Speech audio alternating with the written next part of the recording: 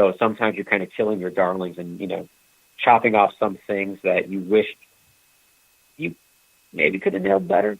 But, sometimes you're going to be your own best critic, and, you have to go with what's really going to work. That's what they say about a project. Many things that you're editing them. You haven't edited you haven't edited enough until you're killing your own children. It's morbid, but it's like until you're taking out some of your own creation, you haven't cut enough. Right. Now, when you're editing, what happens if you come back and you edit too much? How do you put it back in, or do you go out and shoot more scenes to, fill in? Or do you, when you're editing, do you actually ever saying, hey, this isn't work, we got to reshoot this scene? If I had the means to, I would, for sure, if I could pull it off. What if we needed to do a reshoot, if that was the consensus with my team, I think that, a lot of times the decisions were ultimately up to me, but I have a wonderful team around me that was very honest. And this is the kind of team that you really want around you, is everybody in that room I can trust with an honest feedback. We did this on a tight budget, but everybody in the room is very talented and very honest and works really hard. So when we are at a point where I'm like, I don't know if this works, what do you think? They've gave me some honest feedback on how to pull it off. Interesting. And that really helps. That made a lot of difference. I didn't feel isolated in those decision-making situations. Well, I think that helped a lot. Now, casting, you did a great choice with Ron, but when you go out and cast for these actors, how do you find these actors, and do they have to do whatever they have to do, a pre-shoot or anything like that, and you look it over, and how do you make a decision? Who are you going to put in for each part? Oh, wow. That is a great question. There's a Sidney Lumet book. I think there's a great chapter about casting. There's probably one or two great chapters about it and his thought process and what it takes. Since I wrote it, I had an idea of what the character kind of physically looked like. And I was very open-minded when we did the casting, because I had a feeling that whoever was going to, whatever actor was going to come in and they gave the performance, I would kind of feel it and I would know, instinctively. And we just got so lucky with the people that came in. I got to tell you, Chicago has a great wealth of talent in Chicago. We have some great actors here. And I've always felt that there's great actors that are working as a barista somewhere, and what they really need is the part, and what they need is a shot. What they need is they need something great to say with somebody directing them to do it. And they can really highlight their abilities if they just had something really juicy and something fun to go with. And I believe that we have great talent here in Chicago. So when we did the casting, we had some fantastic talent come to the door, and I just kind of knew the people that were going to be fun and deal with it. If I say, listen, man, we're going to be surrounded by candles and voodoo symbols and Lesser King of Solomon, symbols, and there's going to be, music and demons. It's going to be kind of rock and roll, and there might be some, nudity and talking snakes. Are you down with it? And if you said yes, you pretty much, were a candidate. If I could tell that you had the chops, and you felt good and looked good on camera, and we had a great communication, I would take that over an incredibly long IMDb credit list anytime, because it's going to have to come to the work that we're doing in front of the camera. Because if we don't have that, we have absolutely nothing to edit. We have absolutely nothing to work with. Oh, wow. And if we don't really talk about the material and absorb it and really have fun with it, we're talking about a very tortured character. But every actor who came in kind of got it. And I said, this is about the ego. You're working your day job and you'd rather be, rehearsing right now and not having to take this baloney, right? And they're like, yes. Or they said yes. So a lot of the actors really kind of identified with the character because he's so driven, and you want to root for him. He just doesn't make it easier by completely indulging into his vices. So when I cast Ron early, like he was the anchor because we'd worked together before, I knew that that he was going to just be strong in every scene I wrote for him. We really kind of talked about his character a bit. And then everybody else just kind of fell into place. August Lissy came in, and I saw him, and I thought, well, this is the guy. He had the long rock and roll, the long hair, rock and roll look, but, like a totally sweet guy, a nice guy. And I said, well, there's going to be snakes, and there's going to be demons and stuff, and candles, and it's going to get kind of groovy, and, it's not going to be normal. We're not going for normal here. It's more of a midnight movie kind of thing. And as soon as he said, sure, that sounds great to me, then we knew we had it.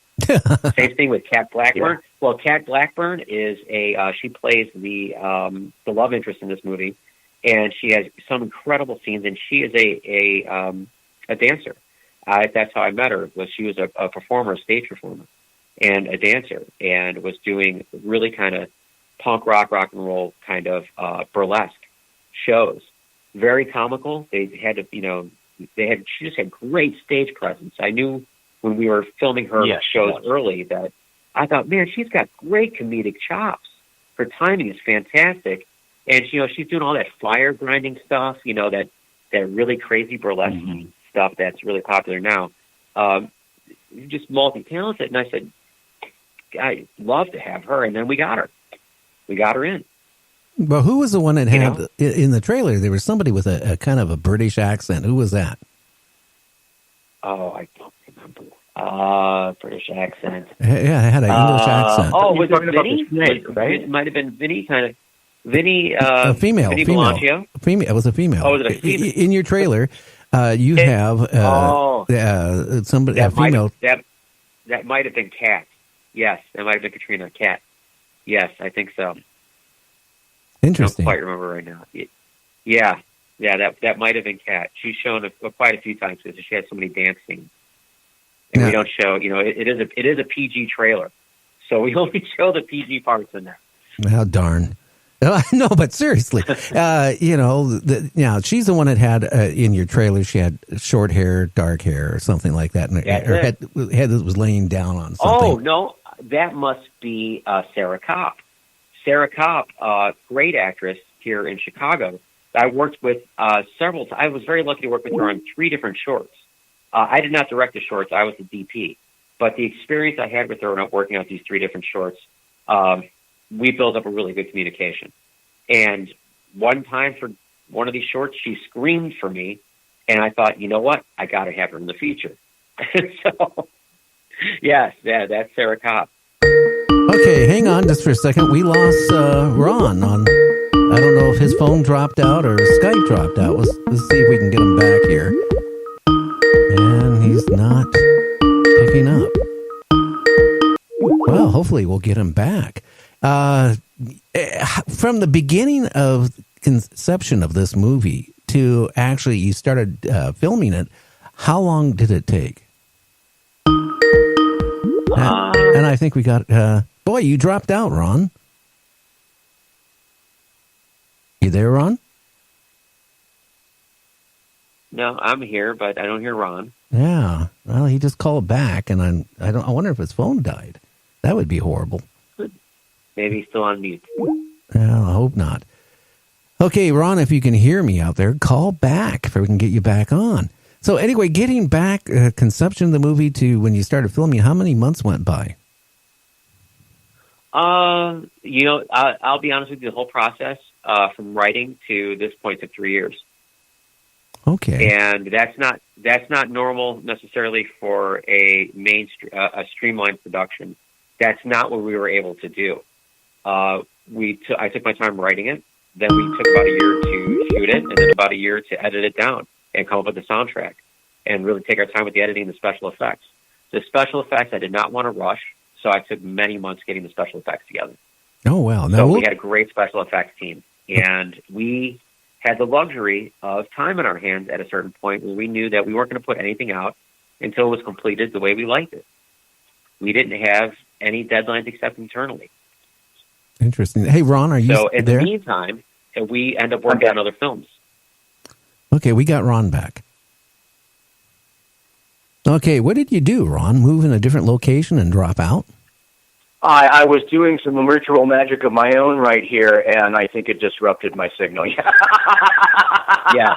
Okay. Well, Ron, I have to say this. In Dark Relm, and, I went back, because you've been on my show numerous times.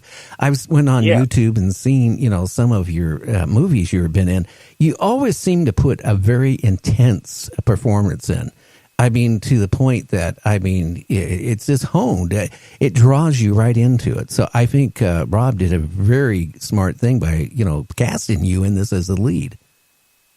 Thank you. Well, I think he kind of had me in mind when he wrote that. I mean, it really is in my wheelhouse in terms of, like, I play a lot of characters, and my I guess character brand it goes along on stage, and I'm playing. No, you're dropping in and out again. Am I? Yeah. Is that any better? I hope so. How are we doing? Better? You're doing better.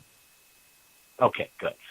So a lot of what I do, goes along with that. My kind of actor brand is like men of mystery and anti-heroes and villains, things like that, darker parts. So I just think those things are good with a kind of intensity to them. They just kind of draw that. That's kind of how I play them, because that's how I feel about those characters. So first, thank you, and I'm glad you liked that, and I was so glad it worked for the film, and it was such a juicy role to come in and play, this kind of sage, character that comes in with that has this knowledge and has his own shop, and it's kind of and gets involved in the overall story, and just really relished, playing that role. But thank you on the seeing the intensity in it. In some of the scenes, especially as the action ramps up throughout the Devil Frame, it becomes more intense as it goes along. Well, from that little short trailer, it really made me want to see it really bad. So, you tortured me. I think a lot of people who are watching that trailer, that I have posted up from what you did, I did get feedback on it. A lot of people saying, interesting, tell me more, especially like on one of the horror groups on Facebook. I had a lot of people contact me today. Is that the only trailer, Rob, you're going to have? Are you going to have any more trailers or anything put together? Oh, I can't say. I'm working on something kind of groovy. I can't say.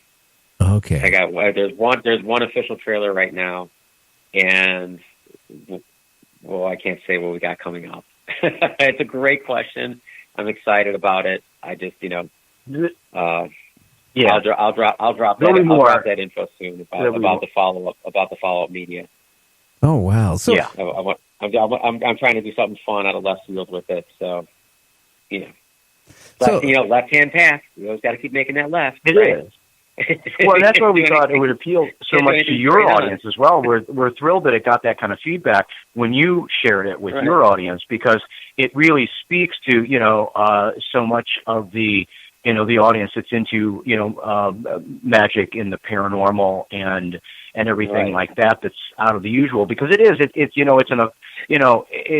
an occult horror film, and they don't make a lot of this kind of films currently in the horror market. So it